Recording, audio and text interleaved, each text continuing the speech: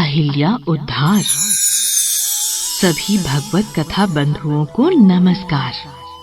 आइए आज सुनते हैं अहिल्या उद्धार की पावन गाथा। बात त्रेता युग की है। भक्तों, धरती मैया व अन्य देवी देवताओं के आह्वान पर मां धरती पर रहने वाले सभी जीवों की रावण से रक्षा करने हेतु श्री हरि विष्णु ने अयोध्या के महाराजा दशरथ के यहाँ पुत्र रूप में जन्म लेने का निर्णय किया। समय का चक्र चला। महाराजा दशरथ की तीनों रानियों कौशल्या, कैकेयी व सुमित्रा ने 4 पुत्रों को जन्म दिया। कौशल्या ने श्री हरि अवतारी श्री राम को जन्म दिया। कैकेयी ने भरत व सुमित्रा ने शत्रुघ्न और लक्ष्मण को जन्म दिया।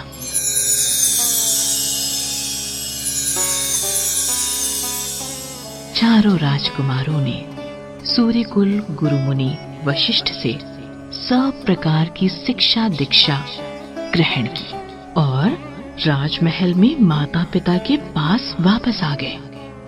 सब कुछ सकुशल चल रहा था कि एक दिवस जब महाराजा दशरथ मुनि वशिष्ठ के साथ मंत्रणा कर रहे थे कि तभी उनके दरबार में मुनि विश्वामित्र आते हैं।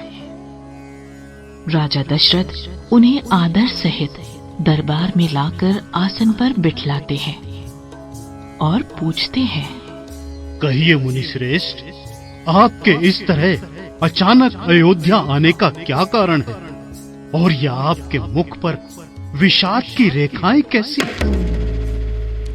राजन, यहाँ तुम राज से सुख भोग रहे हो और उधर हम ऋषि मुनि वनों में राक्षसों का शिकार हो रहे हैं। ये आप क्या कह रहे हैं मुनिवर? यदि मेरे होते आप मुनिगण इस तरह दुखी हैं तो धिक्कार है मेरे राज्य करने पर। मंत्री सुमंत, इसी समय सेना तैयार करवाओ। हम गुरुवर के साथ वनों में जाएंगे और समस्त राक्षसों का अंत करेंगे। राजन, मुझे आपकी सेना की कोई आवश्यकता नहीं। मुझे तो केवल राम और लक्ष्मण दे दीजिए। मैं उन्हें ही वनों में अपने साथ ले जाऊंगा। ये आप क्या कह रहे हैं मुनिवर? ये 2 नादान बालक भला उन भयानक असुरों का सामना कैसे करेंगे? राजन, आप जानते नहीं हो कि राम का जन्म ही धरती से असुरों का नाश करने हेतु हुआ है। फिर भी यदि तुम राम और लक्ष्मण को हमें नहीं देना चाहते तो हम इसी समय तुम्हारे दरबार से खाली हाथ वनों को लौट जाते हैं। मुनि वशिष्ठ राजा दशरथ को समझाते हैं और राम व लक्ष्मण को मुनि विश्वामित्र के साथ भेजने को तैयार कर लेते हैं। राम व लक्ष्मण मुनि विश्वामित्र के साथ वनों में आ जाते हैं और ताड़का व सुबाहु जैसे अनेक असुरों का अंत कर मुनि के यज्ञों की रक्षा करते हैं। मुनि विश्वामित्र प्रसन्न होकर राम व लक्ष्मण को उन्हें अनेक शक्तियों से युक्त कर देते हैं। तभी मुनि विश्वामित्र को राजकुमारी सीता के स्वयंवर में आने का निमंत्रण मिलता है।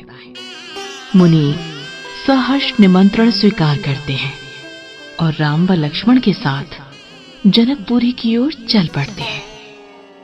तभी मार्ग में वे सब एक निर्जन स्थान पर आ जाते हैं जहां एक पत्थर की शिला से राम राम की ध्वनि आ रही थी। राम राम राम।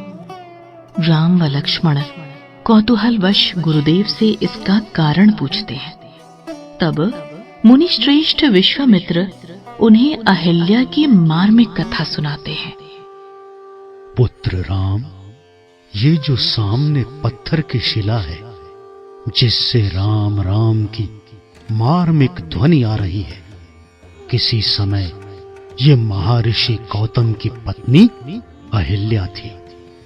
और ये जो निर्जन स्थान है ना, एक समय यहां पशु पक्षी विचरते रहते थे। हर तरफ पुष्प खिले रहते थे। मुनिश्रेष्ठ, तो फिर ऐसा क्या हुआ जो इतना सुंदर वन इतना निर्जीव बन गया? और ये पत्थर की शिला कैसे बन गई मुनिश्रेष्ठ? इसके पीछे क्या कथा है? वत्स राम, इसका कारण है देवराज इंद्र। वो कैसे?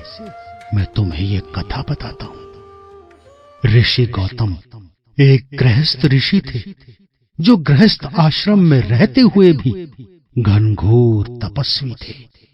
चाहे कुछ भी हो जाए, वो अपनी दिनचर्या कभी नहीं बदलते थे।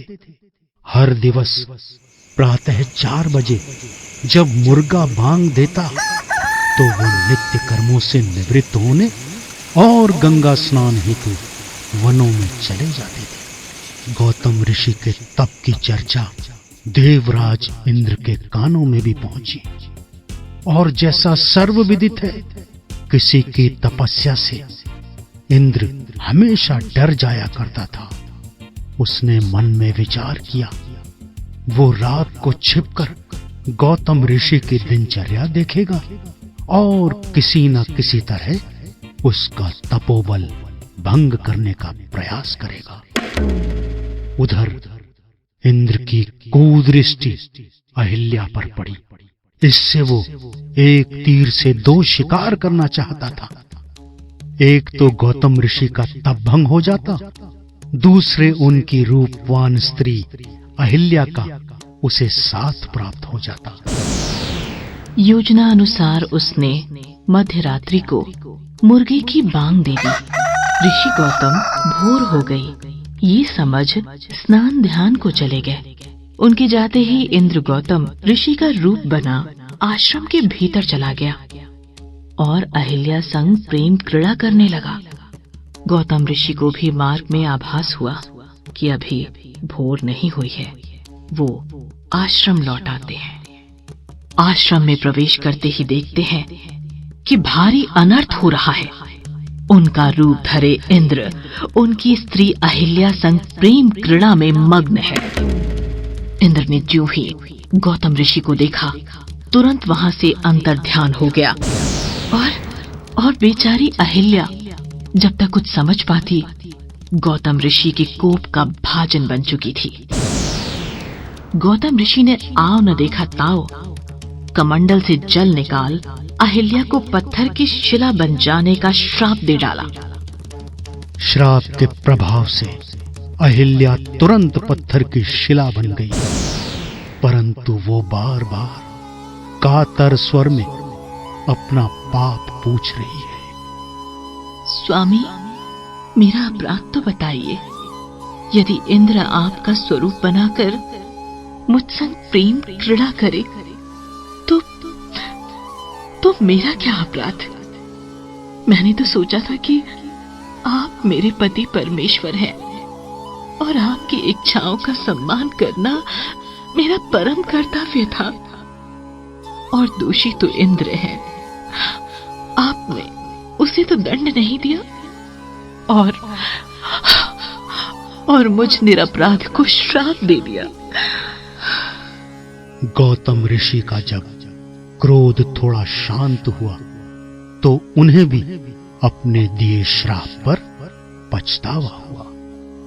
उन्होंने अहिल्या को श्राप से मुक्त होने का उपाय बताया। उन्होंने कहा, जब त्रेता युग में श्री हरि विष्णु जी श्री राम का अवतार लेकर धरती पर प्रकट होंगे, उन्हीं की चरण रज से तुम्हारा पुनर्उद्धार होगा। यह कहकर गौतम ऋषि भी वनों में तपस्या करने हेतु चले गए।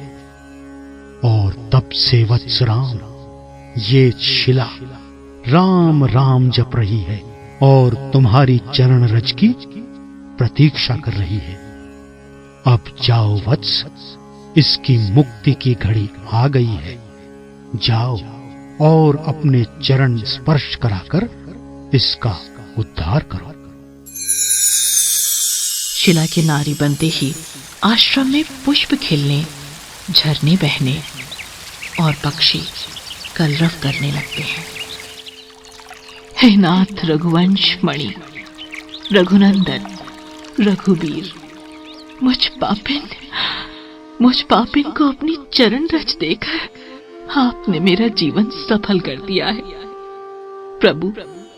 प्रभु अब मुझे आज्ञा दीजिए, मैं अपने इस पापिन देह को त्याग कर आपके श्री चरणों में विलीन होती हूँ, जहां मेरे पति परमेश्वर पहले से ही मेरी बाट जो रहे हैं।